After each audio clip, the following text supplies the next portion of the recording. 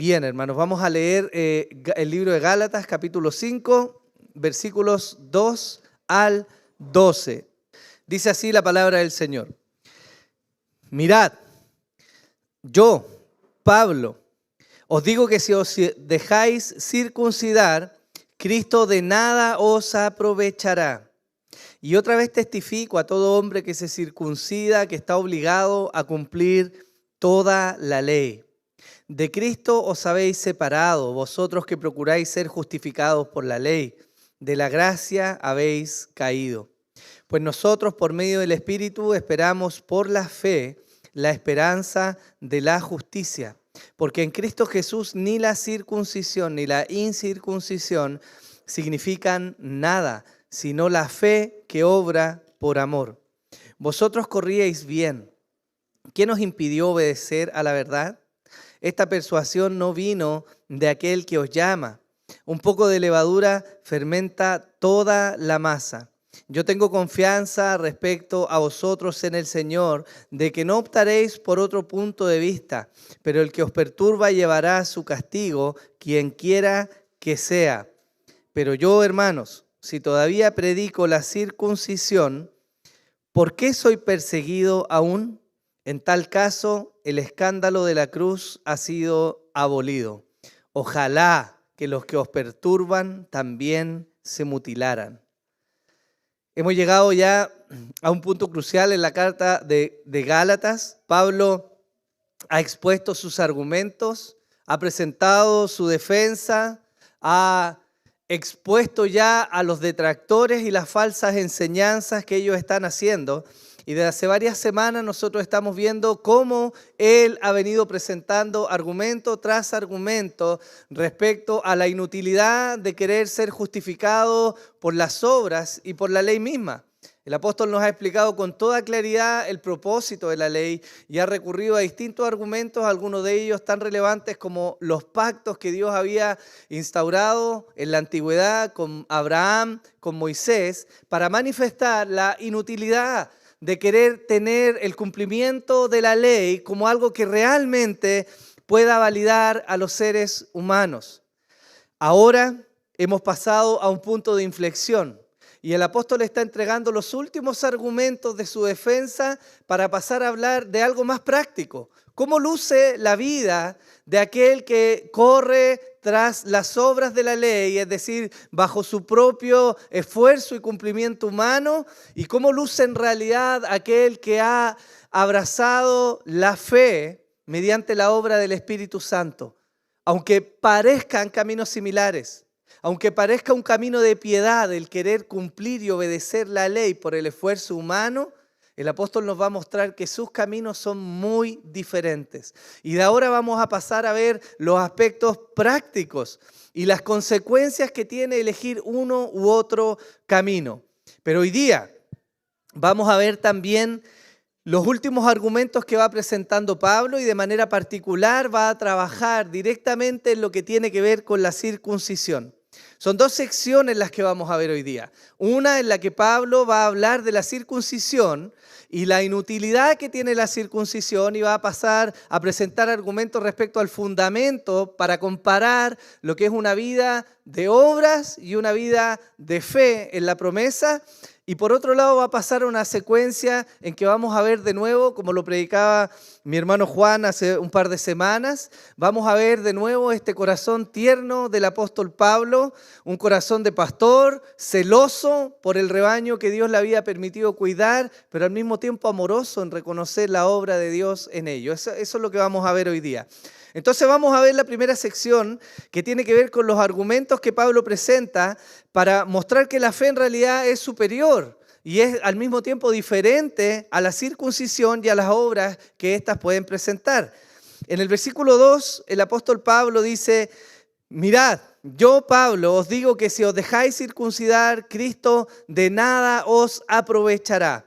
Pablo en esta sección, entre el versículo 2 y el versículo 6, presenta tres argumentos respecto a la inutilidad de la incircuncisión y dos fundamentos que respaldan lo que él está diciendo.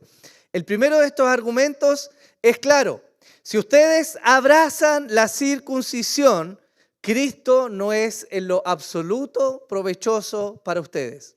Lo primero que marca el apóstol Pablo es que no puede haber una comunión, no puede haber una comulgación entre querer ser justificado por las obras de la ley y al mismo tiempo abrazar el evangelio en Jesucristo. Yo les hablaba hace algunas semanas cuando presentábamos argumentos, esta falsa idea de este judaísmo cristiano, ¿cierto? Algunos por ahí se van a encontrar, de hecho a mí me imagino que por la búsqueda me salen de repente, mira el Instituto Hebreo y sale alguien hablando y dice, hoy los cristianos han interpretado mal toda su vida la Biblia porque no saben hebreo, porque en realidad el uso de la ley es este, y la gente a veces lo mira y dice, sí es hebreo, él tiene la verdadera interpretación, ¿cierto? Y nos metimos y empezamos a entender mal lo que el Señor nos ha revelado, ¿ya? Entonces, Pablo está mostrando, hermanos, que en realidad es imposible ser un verdadero discípulo del Señor, tener fe en Él, si al mismo tiempo comenzamos a abrazar una ley que no tiene por propósito traer salvación al hombre. La circuncisión, hermanos, se extendió durante toda la vida del Israel político. Esto se le dijo a Abraham como señal del pacto abrahámico. A los 8 días del nacimiento de los hijos varones los vas a tener que circuncidar. Y esa es una muestra de la inclusión en ese tiempo al pueblo de Dios. Esto generó un Israel político y fue una marca de pertenencia. Aquellos que no eran circuncidados no podían ser parte de ese pacto, ya que después se pasó del abrahámico al mosaico. ¿Se acuerda, cierto? Que lo veo así con cara de como, no estoy entendiendo. Ya. Pero tiene los bosquejos para repasar esa información. No me ponga nervioso, pues, hermano. Pero bueno, la circuncisión se nos muestra entonces como esa señal. Y tuvo un propósito. La circuncisión cumplía un papel muy importante en el Israel político. Pero esa circuncisión tuvo también un fin. Acuérdense que vimos que los pactos, y el autor de Hebreo lo dice con toda claridad, al antiguo pacto representado en el pacto mosaico, que es el pacto del Sinaí, tenía una fecha de caducidad. Y esa fecha de caducidad era la aparición de Jesucristo con toda la revelación que eso incorporaba y además con la inauguración del nuevo pacto. Una vez que el nuevo pacto está instaurado, este pacto y la señal de la circuncisión ya no tienen validez. Eso es parte del argumento del apóstol Pablo. Pero el punto central de lo que él está diciendo es que efectivamente, como lo muestra el inicio de su texto, no hay forma en que comulgue Cristo y el cumplimiento de la ley. El cristiano y los creyentes no pueden ser salvos sino por la fe. Y ustedes ya vieron que Pablo presentó que antes de la ley, Dios ya había validado la fe como el verdadero camino de salvación. Por eso se le llama a Abraham como el padre de la fe, ¿cierto? Bien, maravilloso. El problema, hermanos, con aquellos que deseaban entender la circuncisión e incluirla como parte de lo necesario para la salvación, es que ellos no habían comprendido aún todo lo que la historia de Israel les había mostrado con hechos. Y es que la circuncisión, si bien era importante y era señal de un pacto, era un acto externo, ajeno al núcleo que debiera ser el motor principal de transformación, que es el corazón. Israel practicó por cientos de años la circuncisión en su carne, como un ritual, sin entender verdaderamente el cambio en el corazón. El profeta Jeremías habla de esto. En Jeremías 4, acuérdense que él comienza a predicar y a testificar, quizás uno de los últimos mensajes antes de que Judá fuera llevado al exilio. Y en Jeremías 4, la escritura dice así: porque así dice el Señor a los hombres de Judá y de Jerusalén: romped el barbecho y no sembréis entre espinos. Circuncidaos para el Señor y quitad los prepucios, ¿de dónde? De vuestros corazones, hombres de Judá y habitantes de Jerusalén. No sea que mi furor salga como fuego y arda y no haya quien lo apague a causa de la maldad de vuestras obras. En aquel tiempo el profeta enviado por el Señor ya estaba testificando que no se trata solamente del cumplimiento de un ritual externo, sino que el problema era la dureza del corazón del hombre.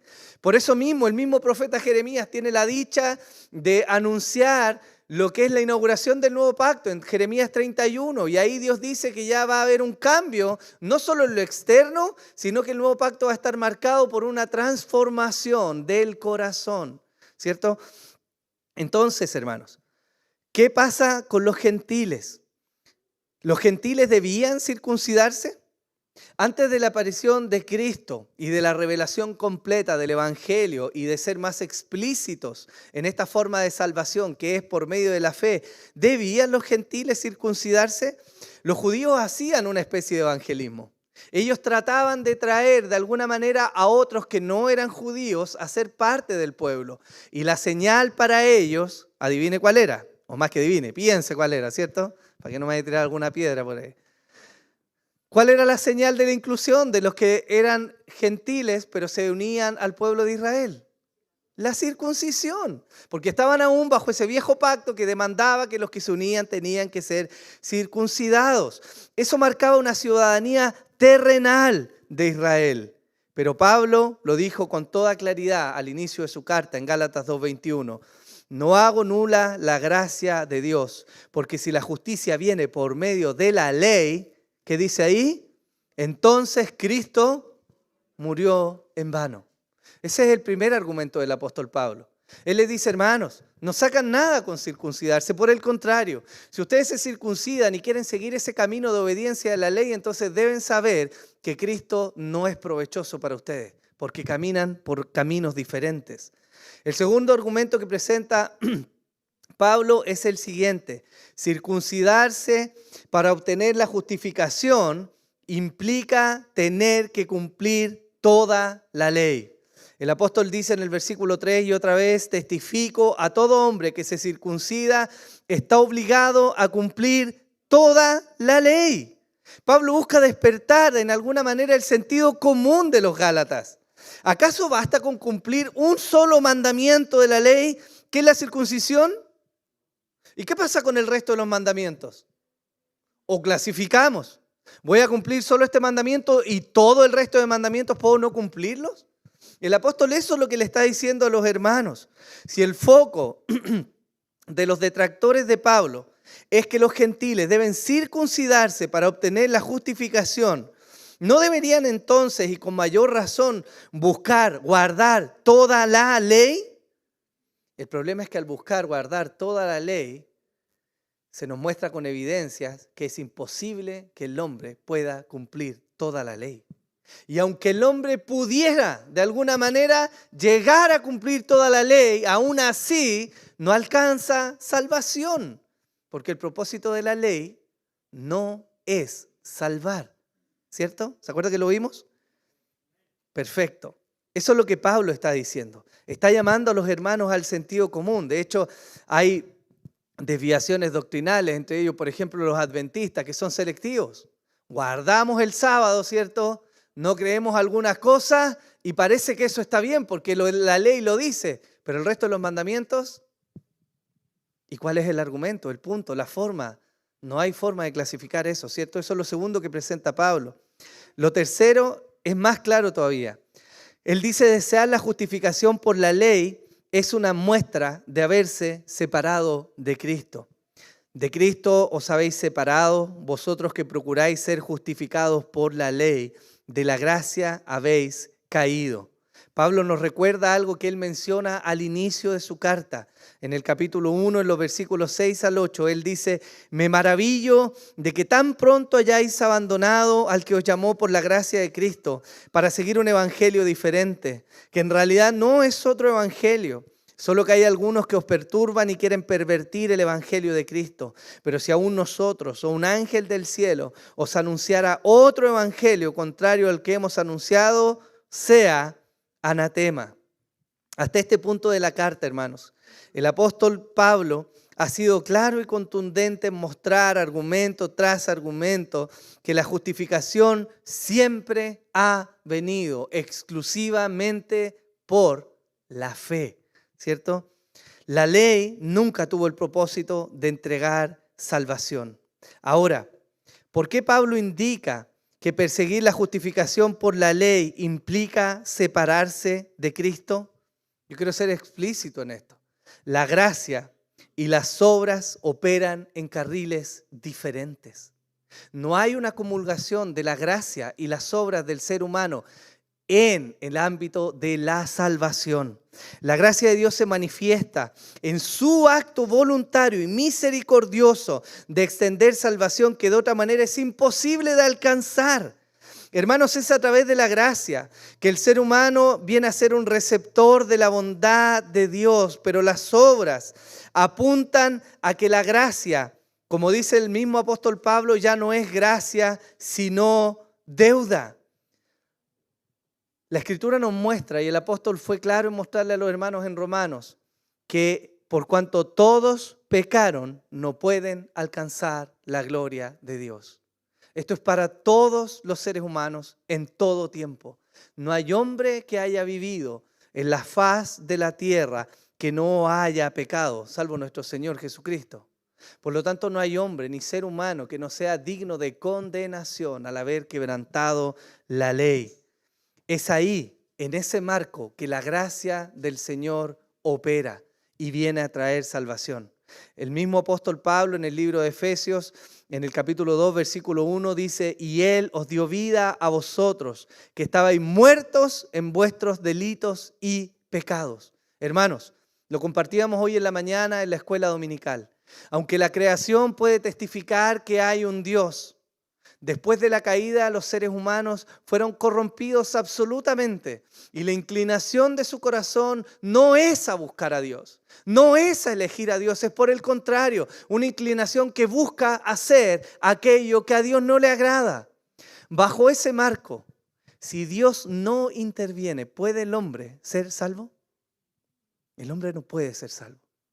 La historia bíblica nos muestra que si Dios no interviene en los relatos, no hay forma de alcanzar salvación. Si Dios no se hubiera mostrado a Noé, ¿su familia podría haber sido salva? ¿Él hubiera llevado a su familia en el arca? No había forma. Si Dios no hubiera llamado personalmente a Abraham, ¿cómo este hombre hubiera salido de la tierra en la que habitaba y hubiera dejado su parentela y esas costumbres y hubiera vivido el pacto con Dios? No hubiera podido.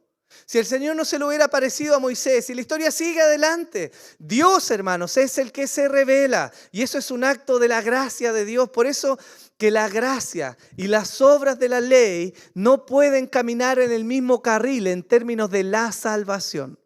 Yo no estoy diciendo que no haya que obedecer la ley como una muestra de gratitud y como algo digno a lo que aspiramos, ¿cierto? Estoy diciendo que en el carril de la salvación no van de la misma manera.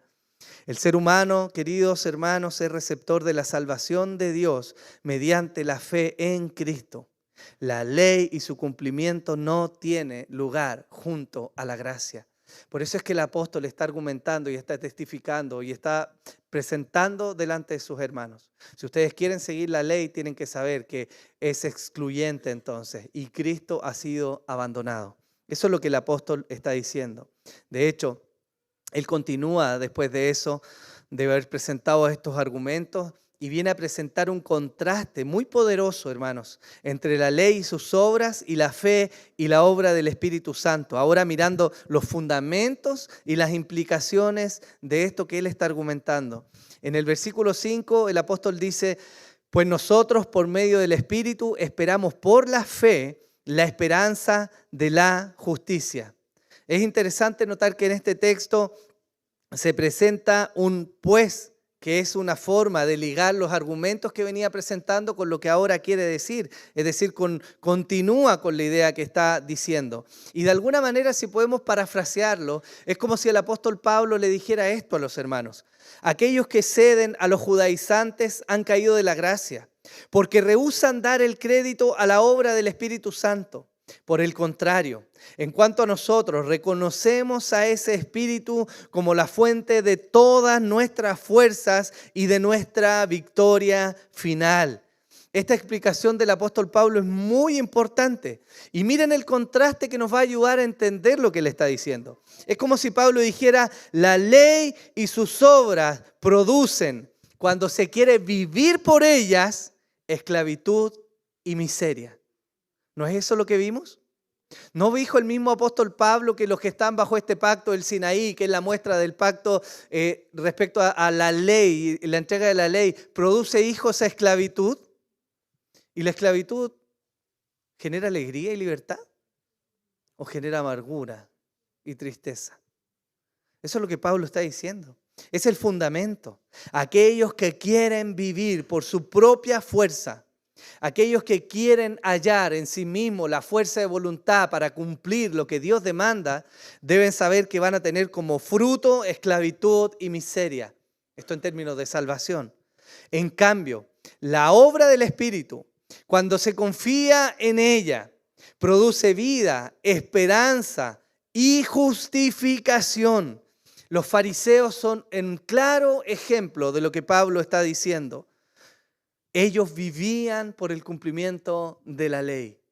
Para ellos era tan relevante en su sistema religioso ser obedientes a la ley que hasta una hoja de menta que recogían del suelo, ¿cierto? Ellos la diezmaban porque la ley lo pedía.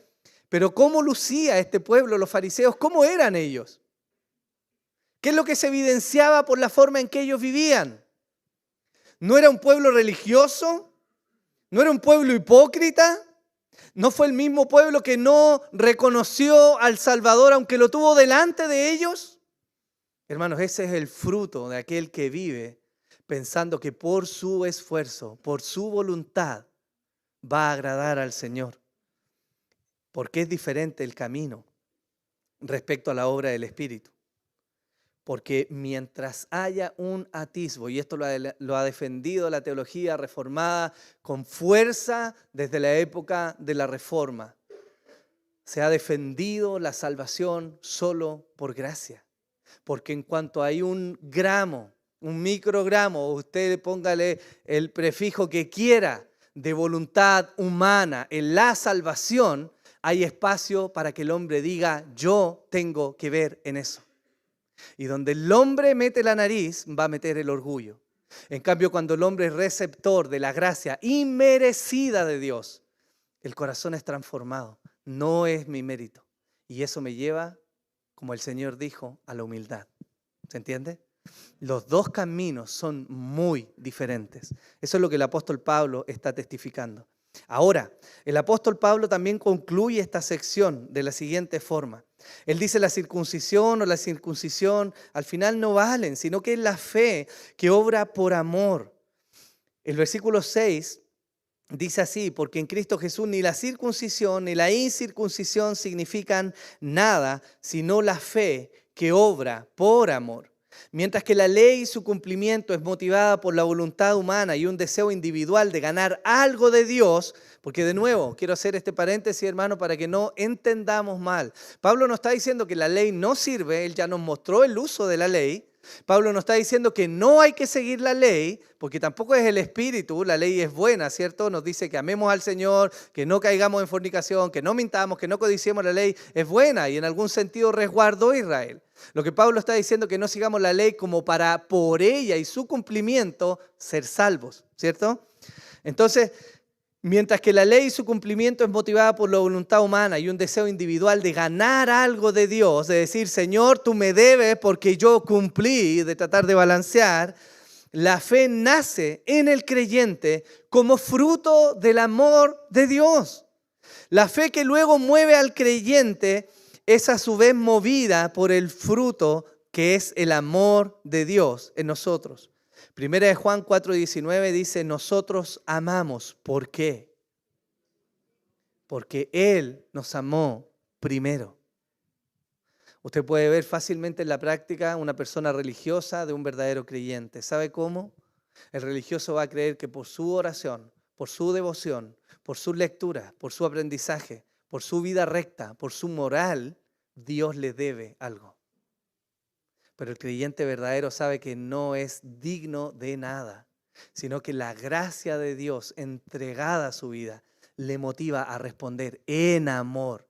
Y ese camino va a siempre considerar al Señor y lo va a tener a Él en el foco de la vida. En la salvación de Dios, hermanos, no hay lugar para el orgullo humano. Es su maravillosa gracia la que nos levanta de nuestro estado caído y nos sienta en la mesa con Él. Este cambio es maravilloso y es realmente sustancial. La historia de Israel, si nosotros miramos hacia atrás, estuvo marcada por una obediencia a conveniencia en lo externo. Y nosotros llegamos a la conclusión o al término del Antiguo Testamento, ¿cómo? ¿No se le reveló a este Israel maravillas del Señor? ¿No hizo el Señor proezas y milagros en medio de ellos? ¿No se manifestó esta generación que salió de Egipto por la columna de nube y después la columna de fuego? ¿No ayudó a la conquista de la tierra prometida por medio de prodigios, milagros, de detener el universo, hacer caer rocas del cielo? ¿No se manifestó a Daniel, cierto, librándolo del horno de fuego, de los leones? ¿No hizo Dios prodigios y milagros en toda la historia de Israel? Y aún así, Israel fracasó. Y el Antiguo Testamento termina con el juicio de Dios, el mismo que Él había prometido antes de que entraran a la tierra, cuando les dijo: si ustedes desobedecen esta ley y fracasan en ser fieles, no solo van a ser enjuiciados, sino además van a ser exiliados de su tierra. ¿Y cómo termina el Antiguo Testamento? Tal cual. El Señor cumple su promesa. El reino del norte primero y después el reino del sur, Judá, ambos son exiliados. Ambos llegan a ser cautivos y vienen a salir de la tierra prometida. ¿Por qué? No trataron ellos de cumplir la ley, pero fueron incapaces de cumplir la ley. Y las profecías que hallamos que pregonan la salvación en Cristo por gracia en el Nuevo Testamento se hallan precisamente ahí. En esas épocas donde el pueblo estaba corrompido, apartado de su moral, lejos de la verdadera religión, los profetas anunciaron una y otra vez que iba a venir un Salvador, que iba a haber gracia derramada, pero no por el cumplimiento de la ley, de hecho, por el contrario. Si Dios hubiera tomado solo eso, no tendríamos hoy día, no habría venido el Mesías. Pero acuérdense de esto, el pacto abrahámico antes de la ley del pacto mosaico ya había prometido la salvación y la bendición de las familias por medio de ¿quién? ¿De quién? De la simiente prometida en Génesis 3:15. ¿Quién es? Jesús, ¿cierto? Es decir, si miramos a Israel, ¿cómo podríamos pensar que la obediencia a la ley es suficiente para alcanzar salvación? La historia misma de Israel es un fracaso tremendo de que el ser humano puede llegar a cumplir la ley. Eso es lo que Pablo nos está diciendo. Ahora, después de que Pablo presenta estos argumentos y de alguna manera mueve el entendimiento de los hermanos, los sacude para que vean que realmente no hay nada provechoso en la circuncisión o en tratar de ganar la salvación por las obras, él viene ahora y cambia el tono, porque con un llamado pastoral tierno, pero ferviente y firme, él comienza a hablarle a los hermanos. Desde el versículo 7, él dice así: vosotros corríais bien. ¿Quién os impidió obedecer a la verdad? Esta persuasión no vino de aquel que os llama. Un poco de levadura fermenta toda la masa. Yo tengo confianza respecto a vosotros en el Señor, de que no optaréis por otro punto de vista, pero el que os perturba llevará su castigo, quien quiera que sea. Pero yo, hermanos, si todavía predico la circuncisión, ¿por qué? Entonces, ¿por qué soy perseguido aún? En tal caso, el escándalo de la cruz ha sido abolido. Ojalá que los que os perturban también se mutilaran. ¿Qué es lo que Pablo está diciendo en esta sección? Él parte diciendo: vosotros corríais bien. Es como si él dijera: hermanos, ¿ya se les olvidó? ¿Perdieron de vista cómo ustedes empezaron en el Evangelio? ¿Se les olvidó cómo fue que fueron llamados? ¿Acaso ustedes, Gálatas, fueron llamados porque eran correctos, buenos? ¿Dios los miró porque su moral era la adecuada? ¿No habitaban en medio de un pueblo pagano, en medio de la idolatría? Pero aún así Dios los miró. Y eso es lo que Pablo está haciendo. Le está diciendo: ustedes partieron corriendo bien. De hecho, Pablo ya lo había dicho antes. ¿Ustedes recibieron el Espíritu por las obras o por el creer con fe? Al inicio, cuando yo llegué y les prediqué el Evangelio. Pablo nos lleva a recordar.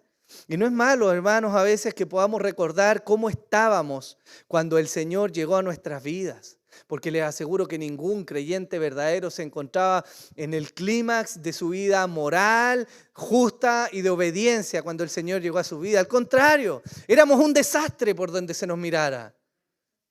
Estábamos quebrados, rotos, éramos infieles, no cumplíamos. y mucho menos teníamos en cuenta a Dios. De esa manera nos encontró el Señor. Eso es lo primero que el apóstol les dice. ¿Ya se les olvidó cómo partieron esta carrera? Después el apóstol les dice quién les impidió obedecer a la verdad. Y el emplazamiento del apóstol a los hermanos en realidad no está buscando que ellos le entreguen el nombre de la persona que llegó con la falsa enseñanza. Pablo está enfatizando dos cosas. Primero, que ellos han sido perturbados. Y esto es muy interesante, porque muchas de las veces en que nosotros somos engañados por nuestro propio razonamiento, por alguien, muchas de esas ocasiones no nos damos cuenta. ¿O sí? Somos muchas veces engañados y no nos damos cuenta hasta que alguien externo viene y nos dice, oye, presta atención a eso en tu vida, porque parece que no está caminando bien.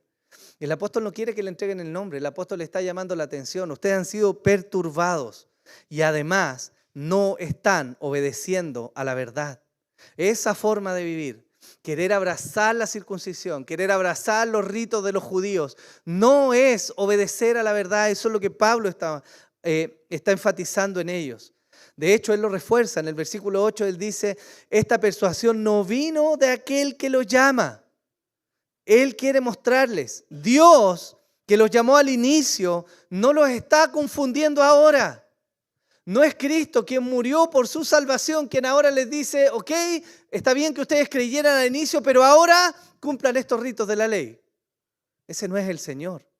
Y bien había dicho el apóstol Pablo al inicio de su carta, ¿no? Que aunque viniera alguien disfrazado de ángel de luz, cuidado, cuando el evangelio verdadero está siendo transformado. Cuidado.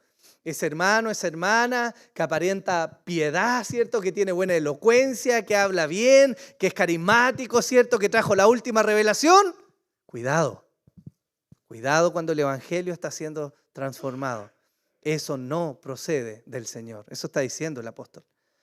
Ahora, hermanos, él les dice algo que el mismo Señor Jesús enseñó. Un poco de levadura fermenta toda la masa. ¿Han hecho pan alguna vez? ¿Sí? Les gusta nomás comer pan. Cuando usted hace pan, usted se da cuenta en las proporciones que claramente se utiliza 1 kilo de harina, no utiliza 1 kilo de levadura, ¿cierto?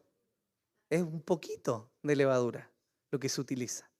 Y cuando usted tiene ese proceso de amasar el pan y juntar los ingredientes, ¿cierto? Se da cuenta que los granos que estaban al principio notoriamente diferentes a la harina, después ya se pierden de vista. Se mezclaron. Pues si usted deja esa masa, si lo hizo bien, ¿cierto? ¿Qué pasa al rato? Hace crecer toda la masa. El apóstol Pablo está llamando la atención de los hermanos y le está diciendo, cuidado, hermanos, cuidado. Eso que aparenta ser pequeño puede tener grandes efectos. Si usted tiene un jardín, para que entienda la figura, si usted tiene un jardín se va a dar cuenta que no es que de un día a otro, de un momento a otro, usted se fue a acostar y a la mañana siguiente tenía una maleza de 4 metros. Eso parte así, pequeño, y comienza a crecer. Y mientras usted no lo retira, eso va a crecer, y va a crecer, y va a crecer, y va a crecer, hasta que sea lo suficientemente grande para causarles problemas, ¿o no? Bueno, eso es lo que está diciendo el apóstol. Cuidado con tolerar falsas enseñanzas. Cuidado con tolerar esas cosas, dice. Porque aunque ustedes no los crean, Gálatas, eso va a tener un efecto grande y va a traer confusión. Génesis 3:1 nos da una muestra de cómo el enemigo obra en esto. Y la serpiente era más astuta que cualquiera de los animales del campo que el Señor Dios había hecho. Y dijo a la mujer, ¿con que Dios os ha dicho, no comeréis de ningún árbol del huerto? ¿Acaso eso le había dicho el Señor a Adán y Eva? Pero el diablo no se presentó diciendo, mírame, soy el diablo y vengo a pelear contra lo que Dios ha hecho, así que abandona a Dios, déjalo, quebranta el pacto, sigue conmigo. ¿Así se presentó el diablo? Con una cosa muy sutil. Oye, Dios te dijo, en serio, qué raro que Dios te dijo que no comas de nada de los árboles. Eva le dijo, no, espera, no, me dijo que no comiera de ningún árbol, me dijo que de ese árbol no podía comer. Ah, sí, me equivoqué, tenés razón, claro. Sí, era de ese árbol que no podías comer. Eso se presenta así. Los errores en esta línea, que es lo que el Pablo está trayendo a la luz, evidentemente son malintencionados. Yo les expliqué por qué, porque no es que simplemente ellos están en un error teológico, hay una ideología, un movimiento satánico que viene detrás, ¿cierto?, para tratar de quitarle la libertad a los hermanos de Gálatas. Eso es lo que viene detrás, ¿cierto? Y eso no viene por casualidad. Eso no es un error involuntario, ese es un movimiento espiritual que viene en persecución de los hermanos. Pero es importante reconocer esto, hermanos, que las cosas pequeñas que nosotros a veces creemos que no tienen importancia llegan a tener grandes implicaciones. Por eso debemos guardar como iglesia la doctrina y lo que creemos. Amén. Pablo sigue en su argumento. Con su tono tierno de pastores les dice: yo tengo confianza respecto a vosotros en el Señor, de que no optaréis por otro punto de vista, pero el que os perturba hallará su castigo, quien quiera que sea. Él confía, el apóstol está confiando, pero ¿está confiando en los hermanos precisamente? Él está poniendo su mente y su esperanza en algo más grande que sus hermanos. ¿Acaso Dios, que se propuso salvar, no salvará? ¿Acaso algo puede entorpecer el propósito de Dios? Esa es la declaración del apóstol. Yo tengo confianza de que van a llegar al final, no por sus obras, sino por aquel que prometió salvar. Por eso es tan relevante en la teología reformada y para nosotros la salvación solo por gracia. Porque Él se propuso salvar. Y si Él se propuso salvar, hermanos, Él va a salvar. Eso nos da esperanza, nos da calma en medio de los momentos difíciles. Isaías 14:27 dice: si el Señor de los ejércitos lo ha determinado, ¿quién puede frustrarlo? Y en cuanto a su mano extendida, ¿quién puede volverla atrás? No hay forma en que el ser humano o rechace o no o interrumpa la obra de salvación de Dios. No puede ser. La explicación de esta es más larga y la vamos a ver en la escuela dominical en un par de semanas, así que lo dejo ahí enganchado. Pero si nosotros aceptamos que Dios, quien es soberano, por definición, puede ser movido por un agente externo, entonces no estamos hablando del Dios de la Biblia. Él va a hacer lo que quiera hacer. Él va a cumplir el propósito que tiene y nadie, ninguna criatura puede llegar a quebrantar lo que Él quiere hacer. Eso es lo que nos muestra la Biblia. Y eso para nosotros se traduce en seguridad de la salvación. Hermanos, la salvación del creyente es algo tan cierto precisamente porque descansa en Dios, no en los esfuerzos humanos. De otra manera, ¿cómo, hermanos? ¿Cómo podríamos perseverar? El Señor enseñó y el evangelista Juan dejó registro de esto en Juan 10:27. Mis ovejas oyen mi voz y yo las conozco y me siguen, y yo les doy vida eterna y jamás perecerán, y nadie las arrebatará de mi mano.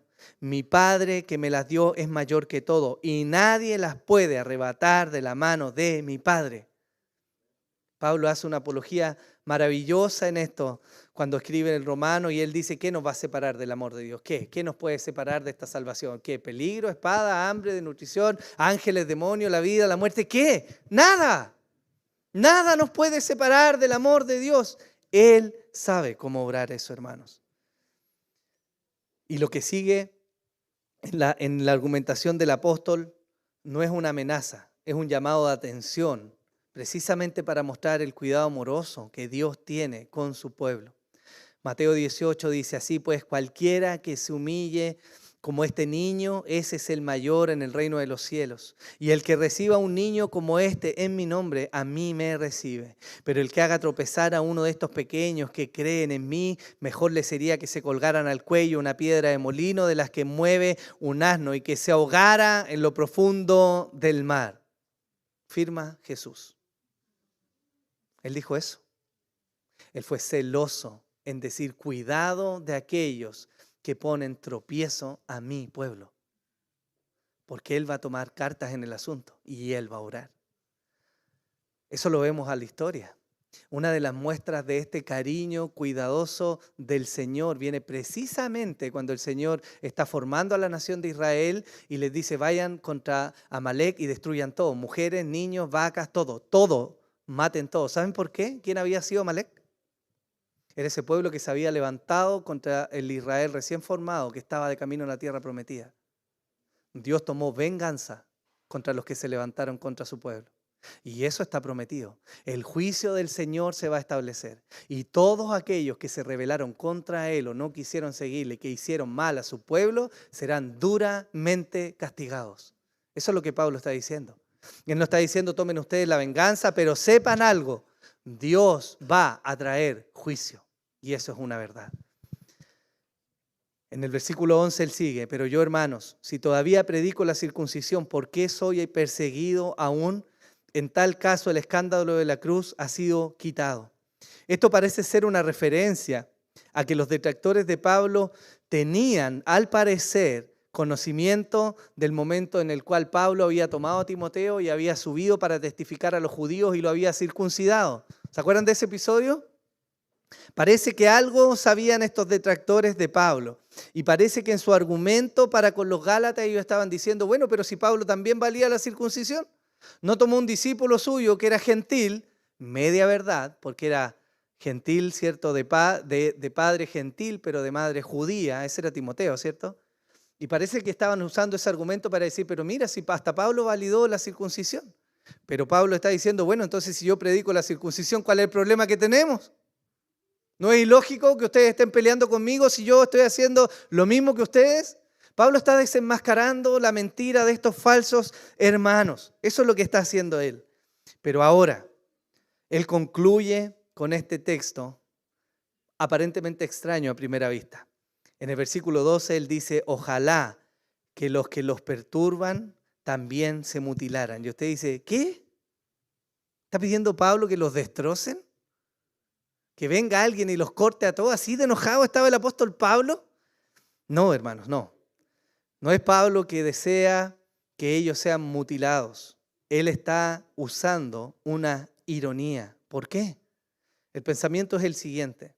Si la obediencia a la ley es tan importante y sagrada, ¿por qué ir con algo tan pequeño como un pedazo de carne que es la circuncisión?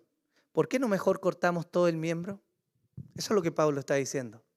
Si ustedes, detractores, si para ustedes es tan relevante la circuncisión y es un acto tan sagrado y de verdad eleva tanto la moral del ser humano como para que Dios lo considere para salvación, entonces mejor corta todo el miembro. Eso es más santo que contar solo una parte de carne, ¿o no?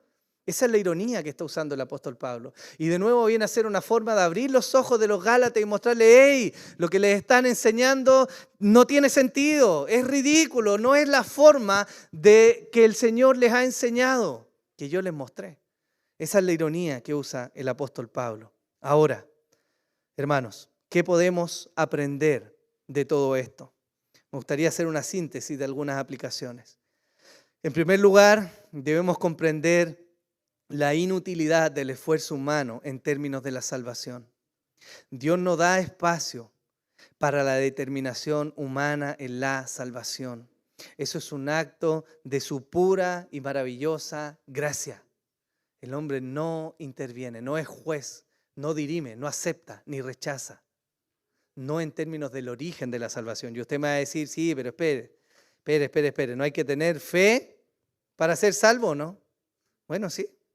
Efectivamente hay que tener fe para ser salvo. Pero la fe viene como una obra humana. De la naturaleza corrupta, el ser humano puede tener fe para decidir. Porque Efesios 2:8 nos dice, porque por gracia habéis sido salvados por medio de la fe. Y esto no de vosotros, sino que es don de Dios. Es decir, aún la fe que tú tienes para poder decir, sí, creo y me arrepiento, viene dada por Dios. No te has salvado a ti mismo. Es Dios quien abre los ojos y entrega aún esa fe inicial para salvación. En segundo lugar, La vida de fe siempre va a mirar al Salvador, mientras que el esfuerzo humano pone los ojos en tus limitaciones o en tu esfuerzo. Y eso a la larga no solo desgasta, sino que genera frustración, amargura y termina convirtiendo a la gente en religiosos. Un hombre que mira a sus hermanos y es capaz de poner sobre ellos una carga más pesada de la que él puede llevar, ese es un hombre religioso. Y ese hombre tiene un serio problema en cómo entiende la fe y la gracia en su vida. Ese es el fruto, hermanos, de querer vivir y salvarse por sus propios méritos. Salmo 121 dice, levantaré mis ojos a los montes. ¿De dónde vendrá mi socorro? Mi socorro viene del Señor que hizo los cielos y la tierra.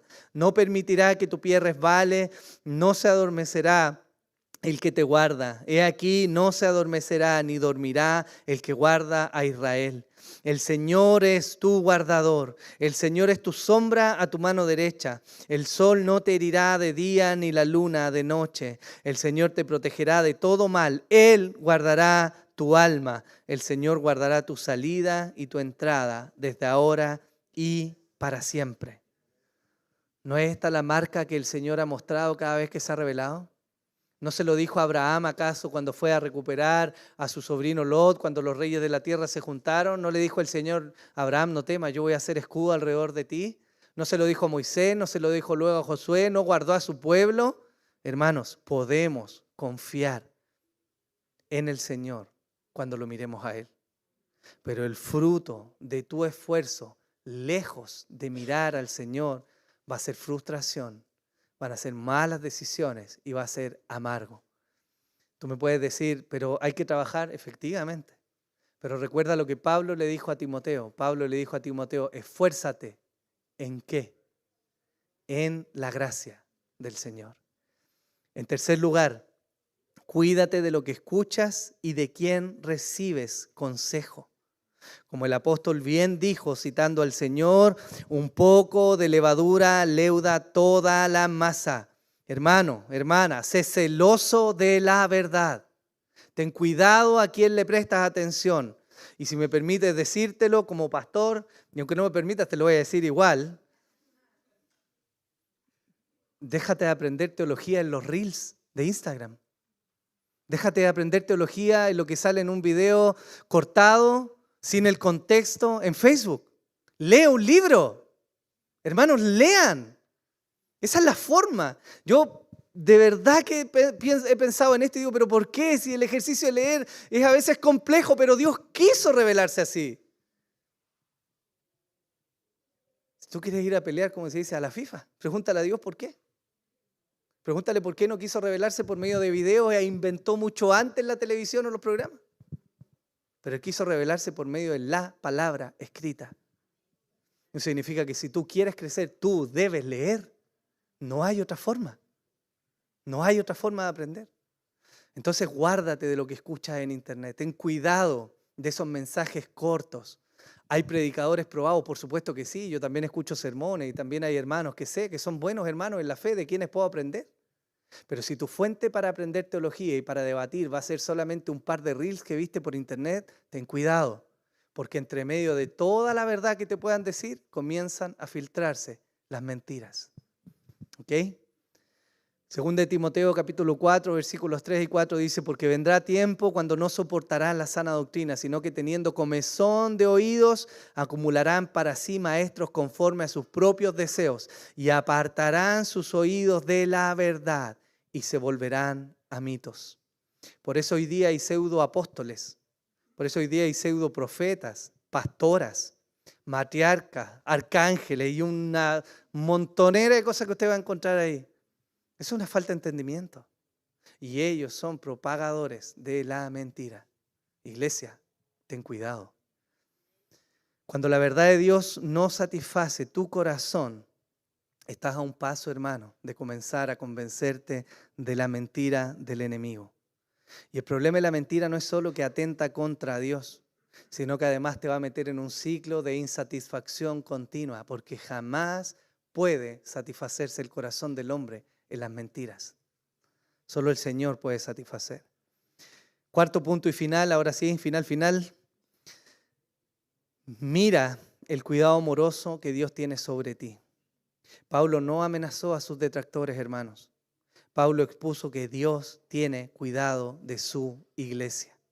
Y eso significa que tú puedes descansar sabiendo que Dios tiene cuidado de ti, de todas las cosas. Quizás hay áreas en tu vida o momentos particulares en los que Dios te va a apretar y te va a presionar para que tú por fin te rindas de la dureza de tu corazón a los tratos que Él quiere tener con tu vida. Muchas veces, si no es por medio de la aflicción, no aprendemos, y esa es una realidad del ser humano. Ninguno de nosotros, creo, salvo que sea masoquista y tiene que ver, me avisa para tener consejería, pero salvo que sea masoquista, ninguno de nosotros le gusta sufrir, ¿o no? Evidentemente, ¿no? Pero muchas veces, si no es por medio del sufrimiento, no apreciamos de verdad la obra del Señor y la gracia que tenemos. Por eso el Señor permite muchas veces eso. La Escritura nos habla de Dios como un padre. ¿Y sabes lo que hacen los padres con los hijos? No les pasan la tablet para que se entretengan y dale. No, hermanos. Los padres disciplinan, invierten, se meten en la vida de los hijos. Saben dónde y cómo, buscan. Eso hace Dios con sus hijos. Y si Él nos conoce y sabe que no estamos caminando por la senda correcta, Dios en algún momento nos va a traer. Si tú me dices, es que yo llevo pecando y Dios nunca me ha dicho nada, bueno, quizás no eres hijo. Porque Dios disciplina a sus hijos, a sus ovejas, no a los cabritos. Por eso lo peor, yo siempre lo he dicho, lo peor que te puede pasar, hermano, no es que puedas ser disciplinado, sino que Dios te deje irte en tu pecado. Eso es lo peor. Porque es una muestra de que nunca fuiste hijo. Pero por el contrario, el lado positivo de esto es que Dios entonces tiene cuidado de ti. Salmo 3 dice, oh Señor, cómo se multiplican mis adversarios. Muchos se levantan contra mí, muchos me dicen, para él no hay salvación en Dios. Mas tú, oh Señor, eres escudo en derredor mío, mi gloria y el que levanta mi cabeza. Con mi voz clamé al Señor y Él me respondió desde su santo monte. Yo me acosté y dormí, desperté, pues el Señor me sostiene. No temeré a los 10 millares de enemigos que se han puesto en derredor de mí. Levántate, Señor, sálvame, Dios mío, porque tú hieres a todos mis enemigos en la mejilla. Rompen los dientes de los impíos. La salvación es ¿de quién? Del Señor. Sea sobre tu pueblo tu bendición. Amén.